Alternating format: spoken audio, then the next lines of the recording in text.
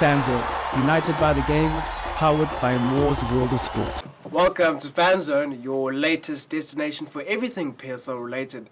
We'll bring you in-depth analysis, unmatched coverage, and a fan-fueled passion for the Premier Soccer League, as well as a couple of other highlights from Zimbabwean sporting activities. But here in the studio, we're all united by the game.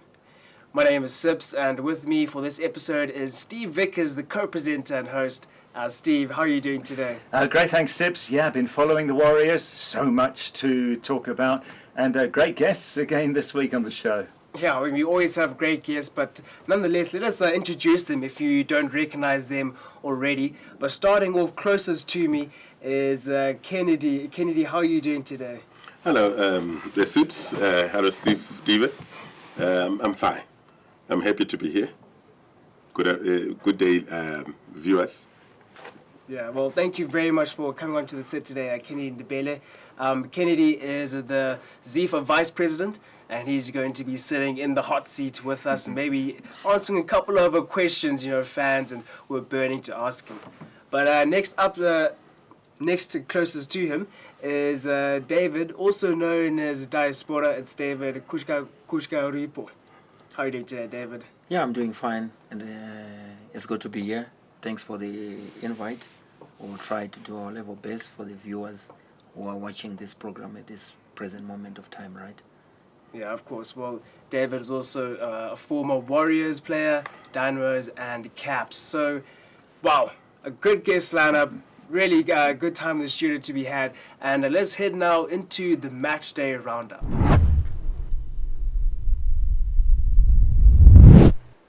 Alright, so the match day roundup is going to be a little bit different this time round. There was no PSL, but the Warriors did have a good couple of stints. Were they? Maybe not. But Steve, over to you. We've got the ZIFA Vice President, Kenny Ndebele, with us on the show today. 5 months in office for you and the executive, Kenny. Just tell us about how things were when you took over and the strategic plan, the vision going forward for you. As you are aware, Steve, we took over from a normalization committee, which came as a result of lifting of our 2-year suspension by FIFA. So we then engaged FIFA, engaged the CAF, and we're also engaging internal stakeholders. So we're coming up with a strategic plan to ensure that we catch up and we come up with programs which will enable us to rebuild trust and also to improve the performance not only on the field but administratively.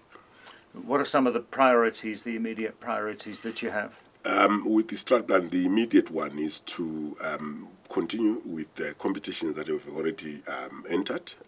Obviously, we have a challenge of failing to or not being able to host our football matches locally because of non-availability of the stadium. So we, as you are aware, using stadiums in SA. So it has been an expensive exercise to take teams and also host the visiting teams away from home. The other area that we are doing is capacity building. We have started CAF convention courses. We are also in the process of reforming our refereeing department, where we have introduced a code of conduct. And I'm also happy that, of course, we have some referees that are already on the FIFA panel. We want to push as many as possible. We are planning to recruit more young referees. The target is those aged between 18 and 25, because at the moment, especially with the Class 1 referees who are handling Division 1 matches, a majority of them are way over the age of 40. So we need to rejuvenate and get young blood in, and then push more to handling international matches. It's an important one. What about the finances? We know even from the Warriors friendlies in Morocco, it's an expensive business. How is it looking in terms of getting sponsorship that can come in and cover these big costs? Well, we would love to get sponsors, but it's a sensitive area where you must have trust. The association hasn't had a good name over years, so it's up to the new executive to really engage, create trust, be transparent and accountable, and show professional direction.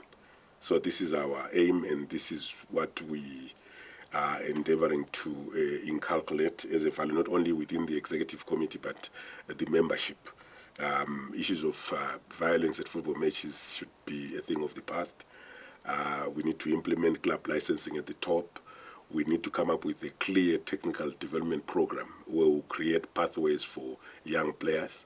And this is where we need everyone's support, because people in this country are passionate about sport. So we want to ensure that we have more engagement with area zones, with schools, with academies. We're in the process of re-registering academies. We need to ensure that they are properly structured. Now with safeguarding coming into place, we need to train more of safeguarding officers. We need to train more of administrators, train more security officers. Yeah, and Kenny, you touched on referees, and you've done quite a bit with the referees in the 4.5 months you've been in office, with bans and suspensions. Can you tell us more about your thinking and why you want to rebrand Zimbabwean refereeing? It's part of the image building, to build confidence, to be transparent. We are not punishing referees. We're just reforming. Like, if once we have a code of conduct, it's easy for referees to know. I know the outcry has been, why are you publicizing the names of those that have been brought before the disciplinary committee? It's supposed to be for transparency.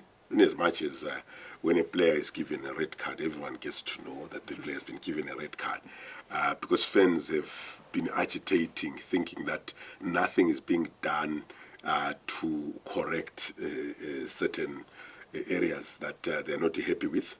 And that's when they would then want to take law into their own hands and want to be violent. So we are appealing to the fans that, look, the referee is a professional person who's got an integral part to play in the game of football.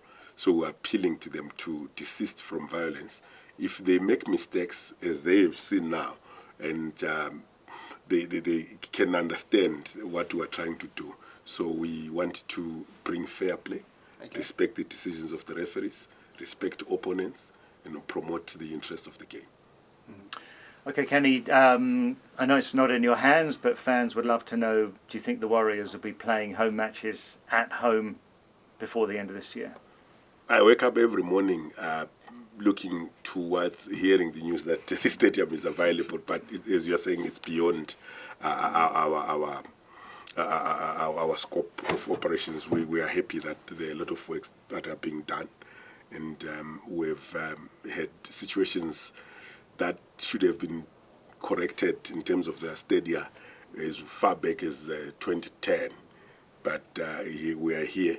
So the desire is to play home games. I think fans are thirsty, they are hungry, they want to watch their teams playing at the National Sports Stadium. And for us it would be huge income, less expenses, and we also would have a home advantage. I mean, if you saw our under-20 girls went to Rwanda, lost 2-1 in the first leg where we were away, and we had to stay there for 8 days to play the second leg, which we lost narrowly 1-0. So you can tell that if we were home, we would have saved on 8 days of accommodation and would have had the home advantage to pull through to the next round.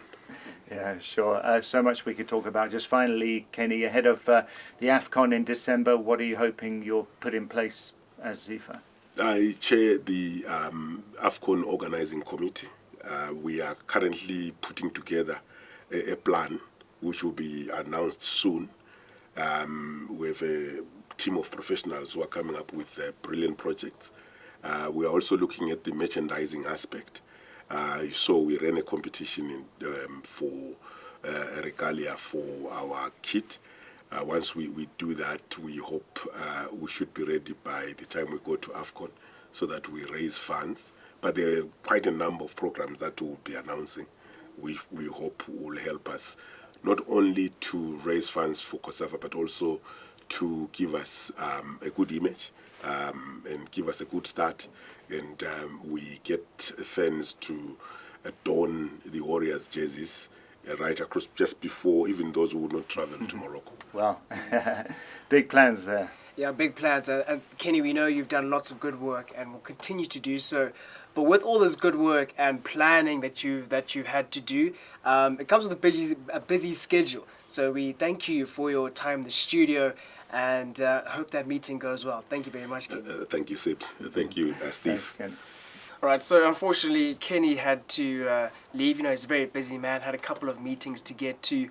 But Dave, you're still here with us, you're in the middle of the hot seat, and thank you for being with us on the set. But, let's look at the rest of the match day roundup. As we said, the Warriors had a bit of a disappointing weekend in the COSAFA and the friendlies, a 0-0 draw to Mauritius, a 2-0 loss to South Africa. Dave, what do you think about those results? Yeah, they are negative results, especially to the first team, which is in Morocco. Those guys, they've been playing together for quite some time. We're expecting maybe to get a positive results, but in football anything can happen. It's a learning curve. I wish them the best in their game which they are going to play in Niger, I think. I hope they will do better.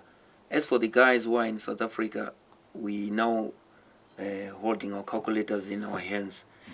Pray that the team which is going to play, they are going to play a draw than us. We're supposed to win for us to qualify. That's the problem with us as a nation, as Zimbabwe. Every time we were playing, be it COSAFA, be it AFCON, come end of the qualifiers, we'll be holding our calculators in our hands.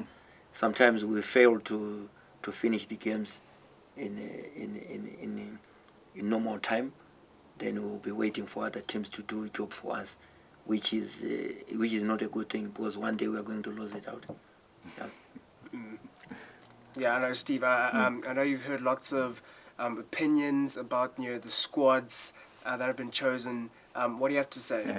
Yeah, so many views from fans, because everybody's got an opinion about the Warriors. Everyone who loves Zimbabwe football has their own thoughts, and from one extreme to the other, really. Some have said that COSAFA squad should be entirely under 21, not even have those senior players like goalkeeper Martin Mapisa and the captain Andrew Ndebele. Some have said let's leave them out, we should have gone totally developmental.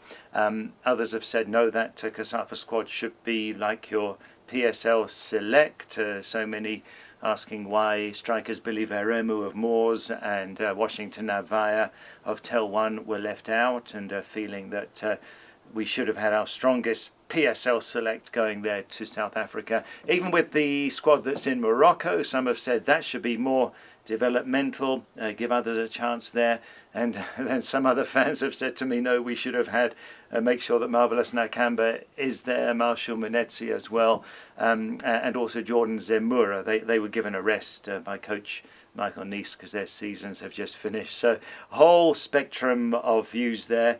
If it was me, I would have made that COSAFA our PSL select, because there are players I think that we want to try out, local players who are vying with a chance to make it into the squad for the AFCON in Morocco in December. But the coach has got his stated aim, which is not to try and win the COSAFA Cup, because we've won it 6 times already anyway, but we want to qualify for the Olympics for the first time. Qualifiers start next year. This is an under-23, which is why at the moment we're going with under-21s to build towards the Olympic qualifiers and hopefully make it to the Olympics. Now, if you want to do that, you've got to be patient. As a fan, you've got to say, well, it might hurt us now because we're going to fail to beat teams like Mauritius, but it gives us a chance of building a core of a squad that can hopefully take us to the Olympics. So that's what we need to be aware of as Warriors fans, that the coach does have this aim. And Michael Neese, the Warriors coach, did pick the COSAFA squad. We heard that from Kenny Ndebele. He told us that as well, that Nice had picked those players for the COSAFA Cup in Bloemfontein. Yep, so we need to understand that if we take that developmental approach, we probably won't win the COSAFA Cup, and that's what you sacrifice. Yeah, look, obviously opinions can always vary. I just want to throw my opinion out there, leave it in the air. Maybe we can all just think about it. But so the Warriors, we haven't won a game since October of last year. We've been obviously drawing and a couple of losses. So with the World Cup qualifiers coming up in September and AFCON in December, I think it would have been best to maybe put our strongest foot forward going into the COSAFA Cup. Yes, leave out Zamora, Manetsi, Nakamba, let them rest. But other than that, put our strongest foot forward so that, our players get used to knees, get used to playing as a team, get used to also tournament football where you're playing, a game once every 3-4 days as compared to once a week. I think that might have done a little bit of help. But, nonetheless, Nees is the head coach and he knows exactly what he's doing. But with the matchday roundup, there was no PSL, as said earlier, but there was Division 1. So let's take a look at that Division 1 update. We start with the Northern Region Soccer League, which entered Week 12 at the weekend with Mount Darwin-based Agama maintaining their position at the top of the league with a 1-0 win over PAM FC at Fura Stadium. Second placed Ndebele Ora kept on the pressure with a 1-0 away win to Chinhoyi Stars at Chinhoyi Stadium. Third placed Golden Eagles suffered a shock defeat to Chigutu Pirates at Fupa Jena Stadium. In the Central Region Soccer League, log leaders Shesham had an emphatic 5-0 win over MSU at Bata Stadium in Gweru to remain a point ahead of Kwekwe-based Hard Rock, who had to come from behind to beat Bankit Mine 2-1. Third place Gwanda Pirates won a 1-0 away to James West Magla Stadium in Zhishavane. Hwange moved to the top of Southern Region Soccer League, a point ahead of Bulawayo Chiefs, who were stunned 2-1 by Nkai United. Hwange were held to a 1-1 draw by Eagle Life. The win over Bulawayo Chiefs saw Nkai United move into third position, 4 points behind the log leaders Hwange. In the Eastern Region Soccer League, the top two teams, FC Hunters and 10X, remain unbeaten. Log leaders FC Hunters were held to a goalless draw by St. Paul's Masami, while 10X beat Mutare City in a Mutare derby. Third place Buffaloes beat Deportivo Larambinda 1-0. So it's always good to hear what is happening in the Division 1. We love hearing about it. It's also our feeder into the PSL, feeder also for the Warriors. It's always good to keep up to date with what is going on in the Division 1. But with the match day rounded up now, let us look at the Moors PSL predictor leaderboard.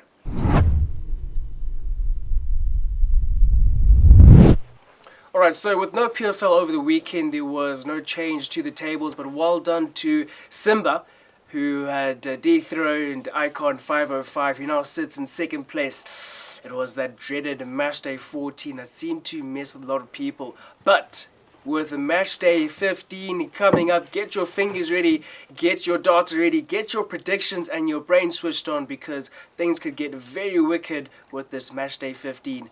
Head on over to fanzone.co.zw, sign yourself up if you don't think you're going to be at the top. It's going to be a really good time in the Moors PSL Predictor. But that is it with the leaderboard being continued, and let us now looking ahead.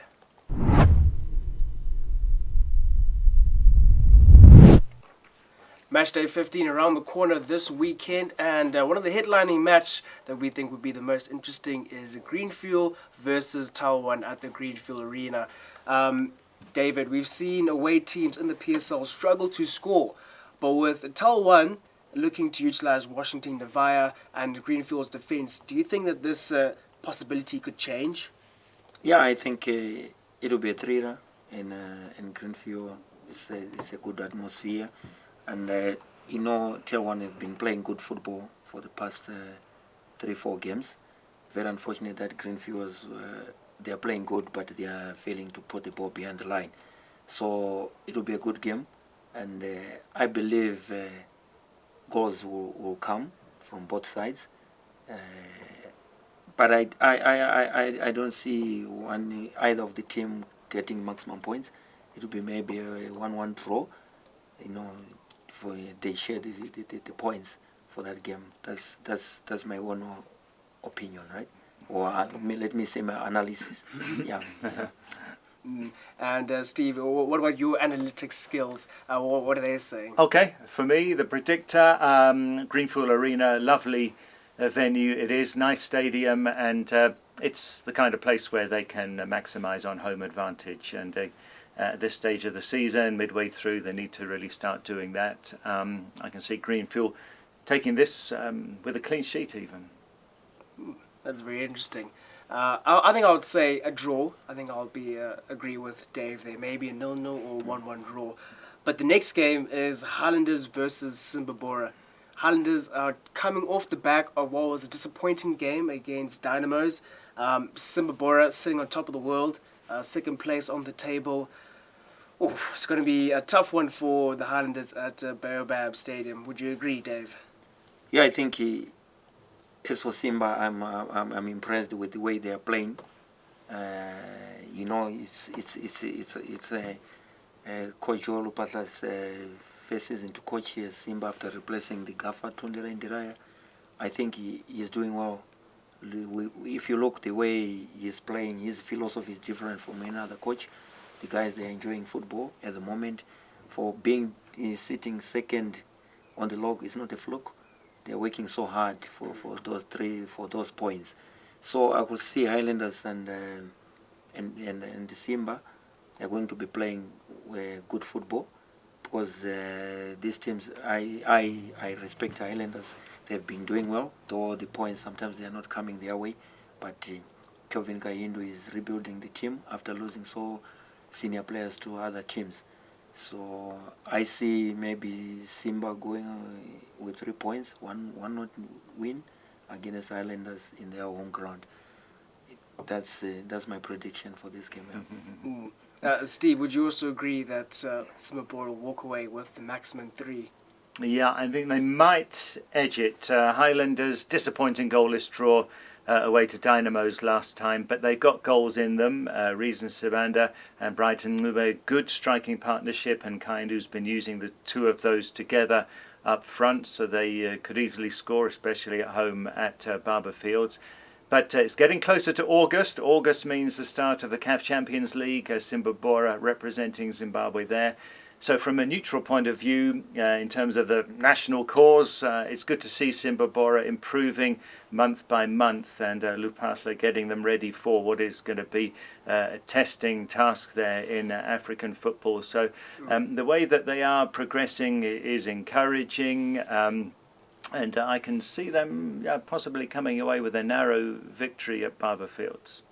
All right, so we're all in agreement there. But viewers, watchers, remember you're also in the fan zone with us. Where you come in handy is the comment section. Let us know your thoughts and opinions. We love hearing them. I love reading thoughts and opinions. And it just makes the fan zone a lot more exciting and engaging. But with the looking ahead coming to a close, let us go to Beyond the Pitch.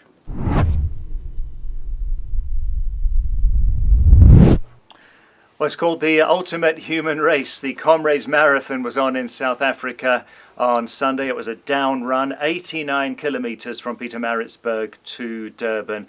Gone are the days when Zimbabwe's Stephen Mujingi was the main man there, dominating that race. But this time, Lino Machema was the best Zimbabwean in the men's race. Finished 47th, and veteran Monica Kativu was the best Zimbabwean in the women's contest, 149th. As well as the elite runners, though, this was all about thousands and thousands of athletes who just wanted to cross the finish line within the maximum cut-off time of 12 hours. And even doing that, you need quite a decent pace to finish.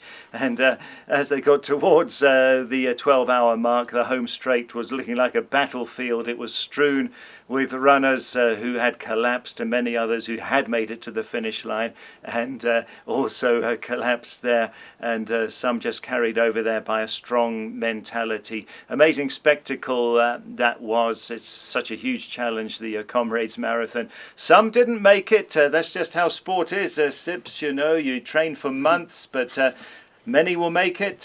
Some failed, but they'll come back next year.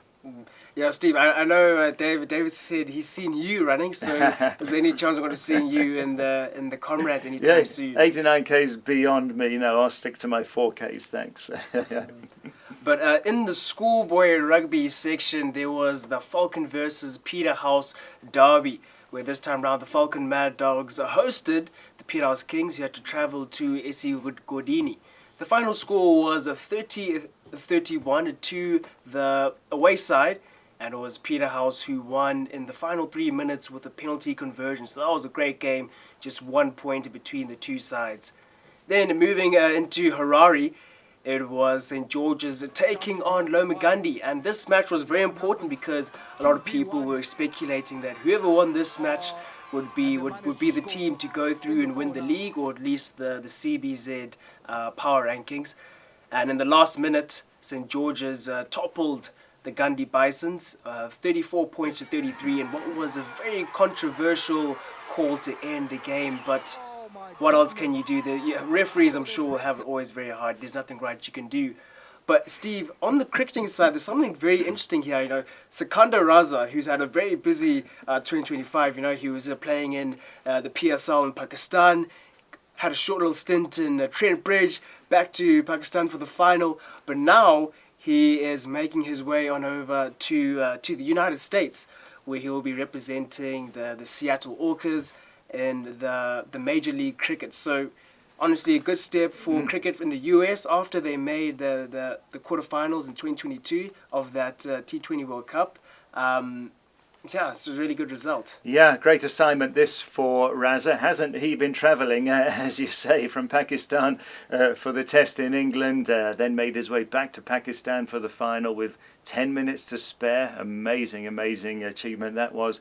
And then great for him to get this, and he's going to teach people a lot there in the USA, and great that he's got these big roles as he's in the twilight of his career. Well, he'll be playing alongside, you know, players like David Warner, who is their skipper, and also Shimron Hetmeyer, who's from the West Indies, as well as Heinrich Klaassen, who actually just announced his international retirement. But with Beyond the Pitch being wrapped up, let us go to the favorite segment, which is the Rumours and Rubbish.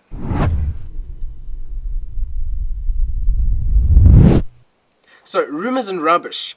But before we get to the rumours and the rubbish side of that conversation, David, I want to chat to you because I know you're a very busy guy. You know, do lots of fitness, but diaspora fitness in particular. Tell me and the viewers more about it. Yeah, you know, I'm David Diaspora Kutyauripo, right? I just thought of using the second name, the nickname, right, as a company name. So it's Diaspora Fitness Center, right? I'm at Alex Sports Club in Milton Park.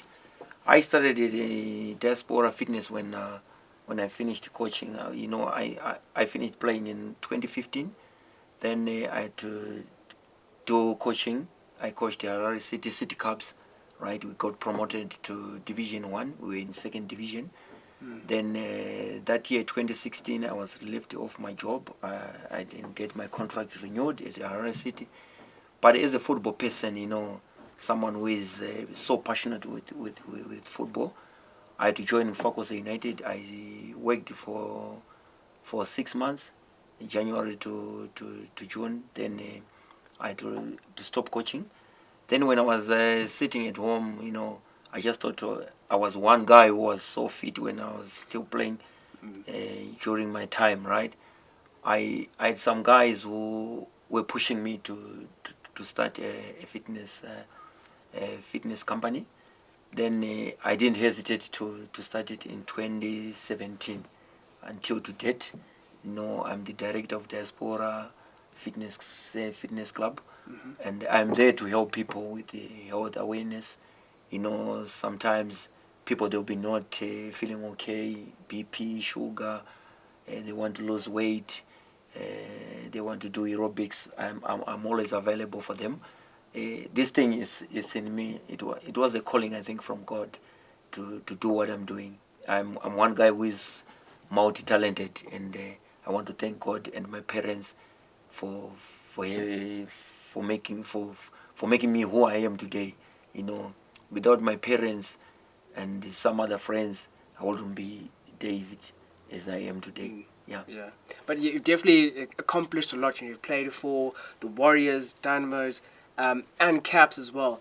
But from a fitness coach's perspective, are you pleased with the fitness levels you're seeing in the PSL, in the Warriors? What are your thoughts on the fitness levels? As a former footballer, it's different if you're a fitness trainer from the gym and a football fitness trainer, because by the end of the day, I'm a qualified coach and I'm a qualified fitness trainer as well. I know what it means to be fit, when it comes to football, because I've been there before. So I know how to do things. Some of the guys who are into fitness, who are coaching maybe some teams in the Premier League, there are certain aspects which they don't know when it comes to football, which is a plus on my side, And when I'm training guys, especially the football guys, it's different when I'm training someone who is not into football. That's the two different things which I do, and it's a plus on my side, Yeah. All right, so let's get into the nitty-gritty, the rumor side of this conversation. Just a reminder that the rumors and rubbish, it's all opinion-based, it's rumors, it's a bit of rubbish. Don't take it to heart, take it with a pinch of salt. But, David, there's a little rumor going around that you're so upset with maybe the standard of playing of the players in the PSL, the fitness, the directing, and the defenders, right up to the point where you actually want to play again in the PSL. What do you say to this rumor? Yeah, it might be true, it might not be true, but come end of the day, I'm training so hard at my gym because I want to come out of retirement. I just want to come and lead the way, especially to the team which I want to join. I'm seeing a lot, some weaknesses, and those weaknesses are the ones which are pushing me to come out of retirement. Of course, fine, I'm 46, but age is just a number. We have some players who are still playing in the world. For example, Cristiano Ronaldo is now 40. I have my guy who is now playing for Chinoy, Ndebele. He was playing for FC Platinum, but he's still playing. He came out of retirement playing in the first division. And we have Mr. Innocent Benza, who is playing for Herentals. Yeah, it's a good example. Why not me at 46? I can come and do wonders for the team which I want to join. If you look at myself, I'm more than fit, that I can last the distance in the Premier Soccer League. It's all about the experience now which I want to use when I bounce back. I'm not going to mention the team which I'm going to join, but come on. I'm coming for you guys. Yeah, get prepared. I'll be very hard on the strikers, because this is what I used to do. I'm not an easy person. I'm hard and strong as well. As you can see, the way I am built, this is me. Yeah. And you're 46, so obviously there will be a talking point. And you said you retired in 2015, so it's been almost a decade, not quite. What is your reply to the people who are going to say, but you're too old? The game of soccer, of football, has changed since you retired. What do you think about that? My question is, what is changed in Zimbabwean football? Is the attitude of the players. Me, I'm one guy who is so passionate with what I do. It might be 10 years, right? It might be 10 years without kicking a ball in the competitive football. But I own also a club, Diaspora FC, which plays in Harare Social League, right? we are sitting on number 7. That's where I was playing at the moment. So in terms of fitness, I'm okay. I just want to work on maybe agility and flexibility. Then I know I'll match those guys. Because what I'm seeing in the Premier Soccer League at the moment is different. It's different from what was happening during my playing days. These guys, they're easy to mark. I can, like I said, I use my experience. That's my weapon. Yeah. Well, you heard it first in the fan zone. David Diaspora might be making a return to the PSL, might not be. That July transfer window could be looking a very bit interesting. But let us know your opinions. You're also in the fan zone. Drop your thoughts, drop your opinions. It comes with no repercussions. We love hearing what you have said. But David, thank you for taking time out of your day to sit with us in the fan zone. I thoroughly enjoyed being with you, and it's been really good. Have you got a couple of sessions coming up later today at Diaspora? Yeah. Like at the moment I'm gonna leave this studio, I'm having a class around 4 p.m. for my clients who are Diaspora clients, and anyone is welcome at Diaspora, because whatever you're looking for, you'll get it at Diaspora. I'm one guy who believes, and my job, especially my job, is a job of results. I want result. I'm a oriented coach. I don't want people to just come to my gym to waste time. It's all about working and achieve your goals. That's my motto. Yeah. Well, there is an open invitation to anyone who wants to go to a Diaspora gym. Maybe you can go check out for yourself, see what Dave is up to, and maybe if he is ready for the PSL. But that is us from the Fanzone studio. Catch us on social media, on Instagram, Facebook, Twitter, and X. But also head on over to fanzone.co.zw, where you can immerse yourself in daily sports articles. But until next time, we'll see you then.